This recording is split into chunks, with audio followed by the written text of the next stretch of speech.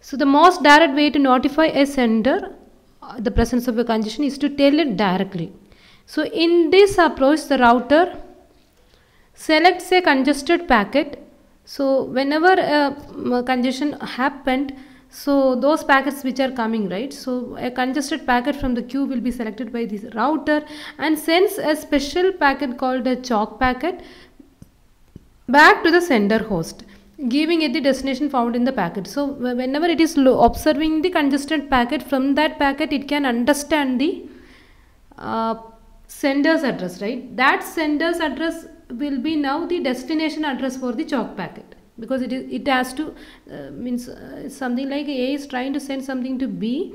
On the way, whenever this intermediate router is getting this packet from A, it understood that there is some congestion happened, and it is going to send a special choke packet back to A. And that time, how it will be identifying A's address? That is by the from the packet that received right now. So the congested packet it picked up, right? So from that congested packet, by looking at its header, it can understand the source address, that is A's address, and to that address this choke packet will be send it back. So for the choke packet, the destination address is nothing but A's address. That is what we obtained from the by the observation of the congested packet.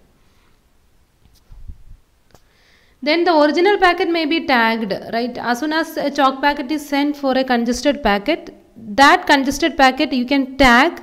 So to avoid sending the same choke packet for the same packet again and again. So the original packet, that is a congested packet which is chosen for whom the choke packet has been generated, that particular congested packet can be tagged maybe by using some bits in the header. So that it will not generate any more choke packets further along the path and then forward in the usual way, right? So because already I generated choke packet, no one else is needed to generate further. So in that way you can tag them.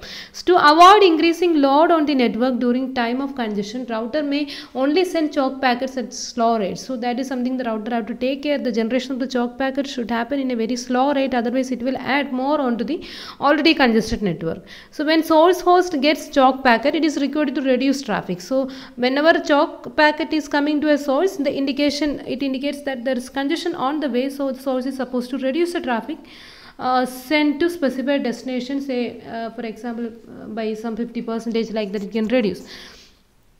When in a datagram network, simply picking packets at random, so from the queue we are picking congested packet at random, so that is very important. So when you are picking them at random, when there is congestion, is likely to cause the choke packets to be sent to the fast sender, because fast sender will be sending most number of packets and the queue will be filled with the packets of the fast sender, right? And that time when you are picking a particular packet randomly, chances are high there for the packet which is coming from the fast sender, and because they will have the most of the packets in the queue. So of course the fast sender will be sending maximum number of packets and the queue will be occupied mostly with the packets which are coming from the fast sender. So when you are picking a particular packet randomly from the queue, chances are very high for you to get the one which is being sent by the fast sender. So you can indirectly slow down the fast sender. So that is the beauty when you are picking them randomly. The feedback implicit in this protocol can help prevent congestion, yet not throttle any sender unless it causes a trouble. So we are going to stop throttle only the sender which causes the trouble, right? We are not going to disturb anyone else. So how we are correctly pointing out towards the one who is causing the trouble, because mostly the one who is causing the trouble will be the faster one, and we are sure with some great probability that we will be picking packet of the fast sender, because the queue is mostly filled by its packet as we are doing it in random. So for the same reason, it is likely that multiple choke packets will be sent to a given host and a destination, because the same fast sender will be sending packets over different routes. At different points the congestion hotspot may arise, and everyone may send choke packet back to the same fast sender. So the same the one who is sending very fast, chances are very high for him to get more number of choke packets, and in that case he can ignore these additional chokes chalk packet for the fixed time interval until its reduction in traffic takes effect, because just a single chalk packet is enough by which act as an indication for this source to reduce the traffic. So till that it can ignore the additional chalk pads. Now after that period, it will keep on ignoring additional chalk pads for a period of time, and after that period further chalk packets are coming, that indicates that the network is still congested. So again I have to reduce the data rate. An example of a chalk packet used in a earlier internet is source quench message. So this is something I just mentioned only. So this is again a special type of ICMP packet. So something we already seen some kind of ICMP packets before also, like ICMP echo packet and all. So here it is ICMP source quench packet. It's a chalk packet that want the sender to reduce the flow, that's all. So the ICMP protocol and its different types of packets and all we will see in the next module again. And that time of course not like again, and that time we will cover them in detail. So for the time being you can understand, so this is a particular type of chalk packet being generated by ICMP protocol, Internet Control Message Protocol. Now the next way by which you can give feedback to the sender is explicit congestion notification, say ECN, like that you can call it. So instead of generating additional packets to warn congestion, so that is what happened in the case of chalk packet, a router can tag any packet it forwards. So now instead of giving chalk packets which is specially generated and sending them back to the sender, what the router is doing, it's not going to generate any chalk packet. Instead the router is going to tag any packets it forwards. So whenever there is congestion, all the packets which are being forwarded by the router during congestion will be tagged specially, so by setting some specific bits in the packets header, so to signal that it is experiencing congestion. So the special tagging means that the router is facing congestion. When the network delivers the packet at the destination can note that there is congestion and inform the sender back when it sends a reply. So it's somewhat more delayed than chalk packet, because the router is now not having the effort of generating a special packet like chalk packet and sending it back to the sender. Instead the router will simply tag the packets which are going through it whenever there is congestion, and whenever such tagged packets were reaching at the destination will understand that on the way there is congestion, so the reverse traffic it can control. And also when it is giving a reply for that particular message back to the sender, it can inform the sender about the situation, right? So compared to chalk packet, now the feedback message will be reaching the sender little bit late only, but the effort that is given by the router will be less compared to the previous approach. So just an alternative approach. And how this tagging is done, that we will see when we discuss the particular IP packet header and all. Using some special bits in the header we are doing this. So for the time being you can understand like that. The sender can then throttle its transmission as before. Whenever that reply message with a warning is coming, the sender can throttle the transmission. This design is overall called the explicit congestion notification and is used in the internet. So particularly if you are looking at IP packet header, two special bits are used for ECN purpose, and we will see them maybe when we discuss the IP packet header. They are used to record whether the packet has experienced congestion or not.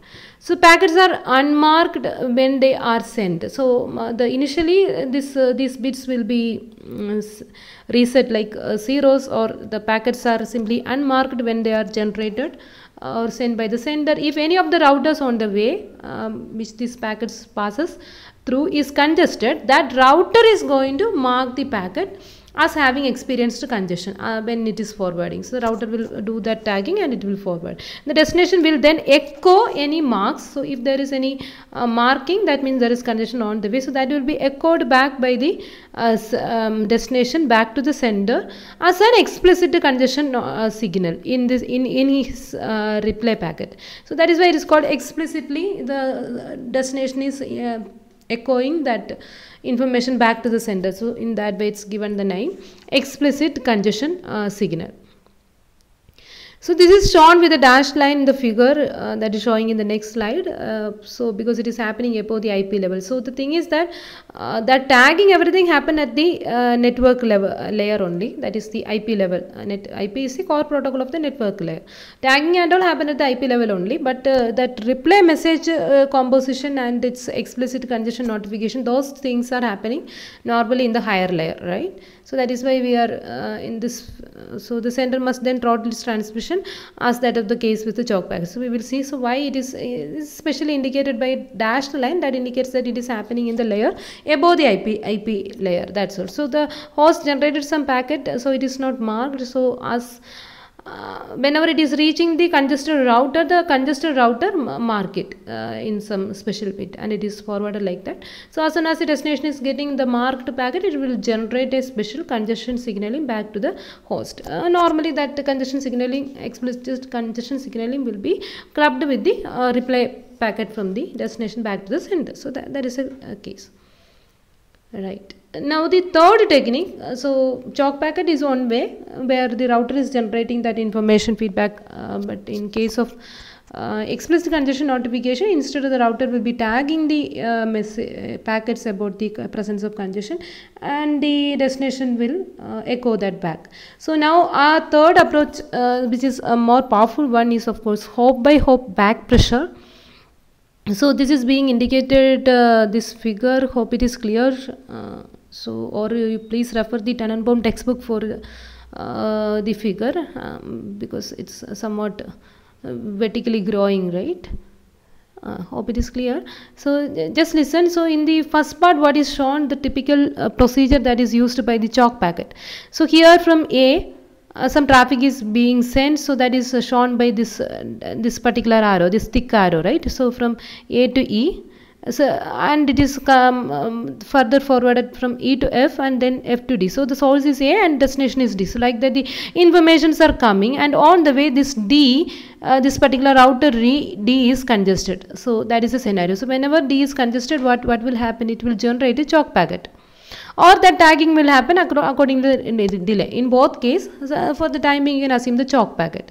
So we have an issue, and we are going to see that. So the choke packet is now reaching back to this particular, so from here it generated, so it reaches here, right?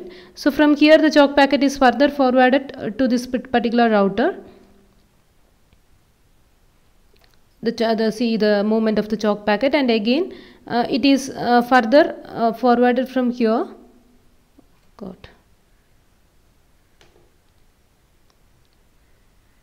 It is further forwarded from this point to here, right? So the movement of the choke packet, so this way, the choke packet is coming like this. Let me mark it, and then in this way, and finally this way it is moving. Now A is informed about the fact.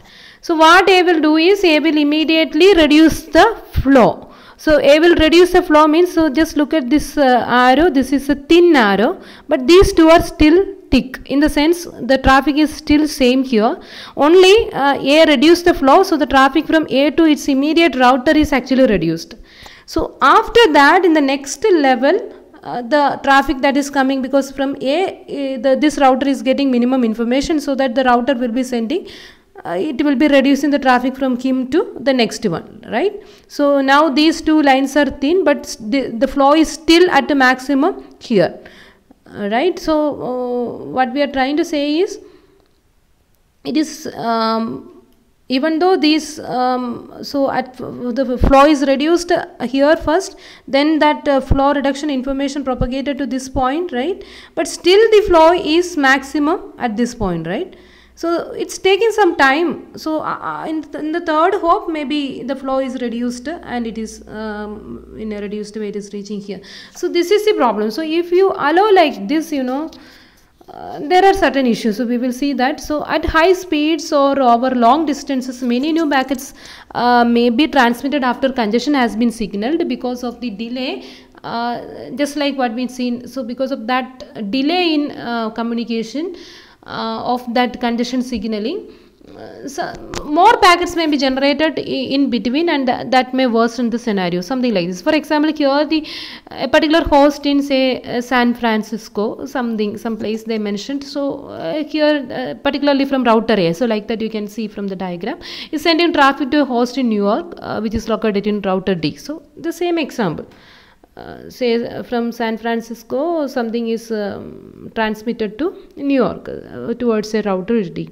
So if the New York host begins to run out of buffers, it will take about 40 milliseconds for the chalk packet. So here some data rate is given, like 155 megabits per, in every 1 second 155 megabits were generated, and they have an estimate like based on this and some other criteria, maybe by looking at the length of the chalk packet and all, they understood that it took 40 milliseconds of the time for the chalk packet to get back to San Francisco to tell it to slow down. So it took 40 milliseconds of time to reach the chalk packet to travel, because chalk packet is traveling like this only, right? First from here to here, then from here to here, and then from here to here. So the total time taken for this travel is taken to be 40 millisecond. That is the first, second, third and fourth step, like the second one, the third and the fourth step together makes the chalk packet to reach the router A. So it took some 40 millisecond of time.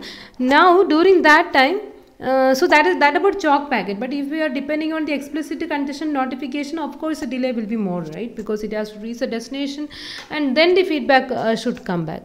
So for the timing, you can assume the chalk packet. So the at least some 40 millisecond delay will be there. So during that 40 millisecond of delay, with the speed 155 megabits per second, you can calculate that there will be around 6.2 megabits which are newly generated, because already that problem is there, but you are slowly informing that problem back to the sender. So the congestion notification is reaching the sender very slowly, right? Like it took some 40 millisecond of time. Already it is congested and you are informing that situation back to the sender. But now, you know, with this 40 millisecond, the delay that is taken for the congestion signal to travel back to the sender, another set of 6.2 megabits could be generated by the source, say with a speed of 155 megabits per second. Okay, that you can calculate. So even if host in San Francisco completely shuts down immediately, like what happened, so it slowed down, again another 40 millisecond is taking for that effect to reach back, right?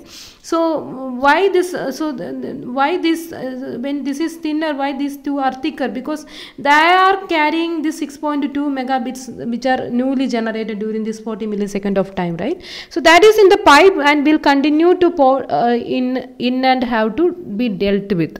So that is the difficulty we are facing. So only after the 7th step, the New York router notices the slower flow. So still that most of the packets will be discarded, and all those 6.2 megabits is going to be mostly lost on the way. So that is a scenario. So can we do it better, right? So instead of this 7 iteration, can we do a little bit faster? So that is the idea used in hop by hop back pressure. So what we'll do here is the same situation. The heavy flow is coming and is congested. So now the same chalk packet is moving back to the immediate router. For example, that is from D, the chalk packet is coming back to F. Right now in hop by hop back pressure, we are applying some kind of back pressure in every hop, something like that. So what is the thing is, so whenever the chalk packet is coming, normally the chalk packet is responded by the sender only. So this is meant for the sender is supposed to reduce the flow, but now the chalk packet is having dual meaning. Whenever the intermediate routers are getting a chalk packet from some other router, following it, what this router F is supposed to do is, the F is supposed to immediately reduce the flow to D, right? But how F will reduce flow to D? By increasing its buffer. So because even though it is reducing the outgoing flow, say to D, because D is under pressure, so reduce flow to D immediately. So that is the thing. But what F will do with the packets which are coming from E, right? So which are coming from E. So those packets F has to keep in its buffer, and slowly it has to send the data to D. So that is a kind of immediate relief F is trying to give to D. So in that case, F is supposed to increase the resource resources it is having, particularly the Q, and it will queue more packets from E, and it reduce the flow to D. So to achieve that, F is having some trouble, like increasing the resources and all. Now in a similar way, whenever the chalk packet is coming from, now F will forward that it will reduce the flow. So reduced flow is now immediately a reduction in flow that D can feel, right? So that's a speciality here. And now by increasing the resources, something you have to compromise. And similarly, F will send forward the chalk packet to E. So when F is sending that chalk packet back to E, what F will inform E is like again this E will, by looking at the chalk packet, E will understand that the immediate next neighbor of me, that is F, is under pressure. So I am supposed to reduce the flow to F. So E will reduce flow to F, but E is getting enough packets from A, of course, because A don't know the scenario so far. A is still sending with full speed, right? So E is supposed to increase its buffer, just like what F done, and by buffering most of the packets from A, E will slowly send one by one, maybe with a very reduced rate to F. So that is the thing. Now from E, the chalk packet will be further forwarded to A, and that time the actual source is get to know about the fact, and it will reduce the flow. So, and that now the flow reduction is experienced somewhere fully. You don't have to wait for the 7 messages, and it's a kind of quick relief, right?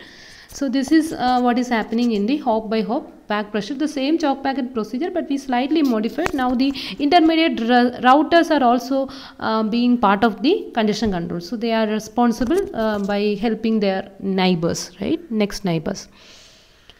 So an alternative approach is to have the chalk packet take effect at every hop it passes through, as shown in the figure. That is the B part. Just like an explanation here, as soon as the chalk packet reaches F, F is required to reduce the flow to D. So doing so will require F to devote more buffers to the connection, since the source is still sending away full blast, but it gives an immediate relief to D. So in the next step, the chalk packet reaches E, now which tells E to reduce flow to F. So same way, this action puts a greater demand on E's buffer, of course, but it gives F a immediate relief. Finally, the chalk packet reaches A, and the flow genuinely slows down as a whole. So the net effect of this hop by hop scheme is to provide a quick relief at the point of congestion, right? So that what makes it special, at the price of using up more buffers upstream, of course. So that is how we can achieve it. So that is the only way. If you are able to do that, it's a best approach compared to the 3. So we discussed 3 approaches for handling the congestion. Is not like that.